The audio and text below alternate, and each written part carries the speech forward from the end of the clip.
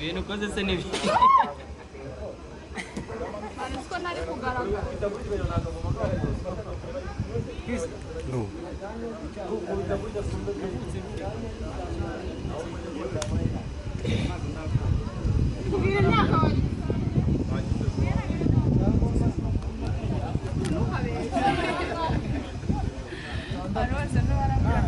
umuntu hano wese afite ijambo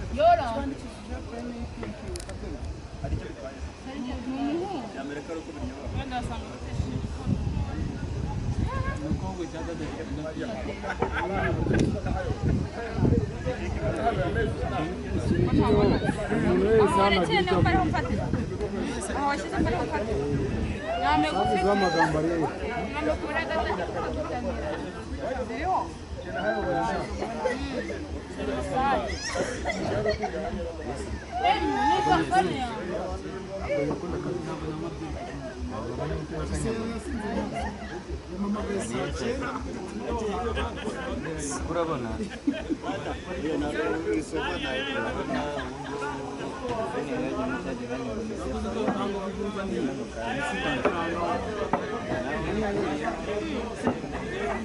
buri muntu yagize akantu avuga gatoya amazi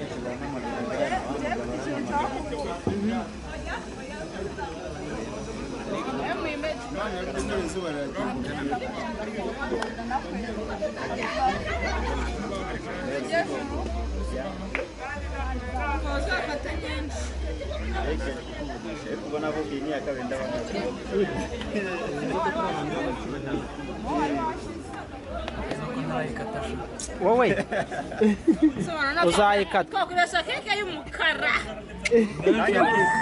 y'umukara niyo ashaka ushaka keke y'umukara utangiye kuzungura muga kuvanga irangi rihure n'irangi oya bacanga irangi ese irangi rihuye n'irindi rangi bya mabara yombi yabyari kuba none ugenda bikaburwira ubundi ni kwakunda amambu yo kuvanga rero ucayo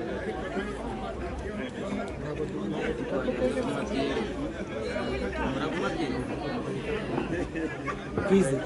ngo dukata keke keke ninde Mukererenda kugira ngo afate ifu. editizi uri mureba gufotora muri kamera foto ubwira ngo ndakohereje baza umuntu bita editizi baramukwereka niba uri mu mujyi wa Kigali uragaragara neza pe hano wabera kubango igihungu bamwitaye mu imeji cyavutse uyu munsi bavutse uyu munsi ndabona kera mu isanzu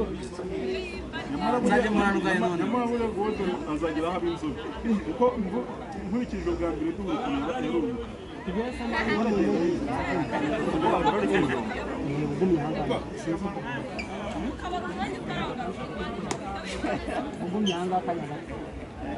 gutanga yego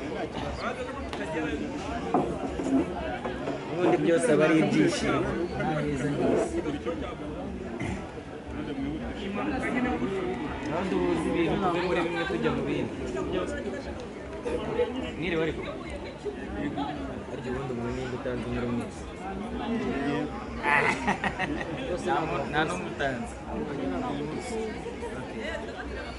Murakoze cyane kandi ni byiza kubakorera abavandimwe ndetse n'aguke n'umuryango basibye kwishimira umuntu n'amashyirika n'intambwe uyu mugabo tumushimire kuba yanatugurije hano kabiri nipande uzosponye muziki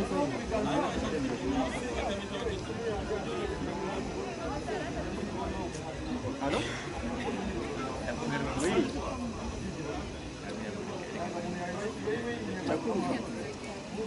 Wenda ntabwo umuntu avuga ibintu byinshi ariko nicyo kugira inshuti bivuze ntabwo nigeze ngibyo egispektinga gusa nyine kuko ntabwo nari kubitekereza kubera ko waherekewe bimwe kandi ntabwo uzagenda kuki werekewe tuzajya Kagitumba ko tuzajya ntabwo ndakeka utazi isabukuru yawe ikindi kandi ngewe wenda mu miterere yanjye ntabwo ndi umuntu ukunda kubyizihiza wanabiteguye ukambwira ntabwo that's why yavuga ko uzagera isabukuru mwitegura ngiye nkabwira ahantu muzo tugere buri muntu ari buze akabona akantu gahagije apana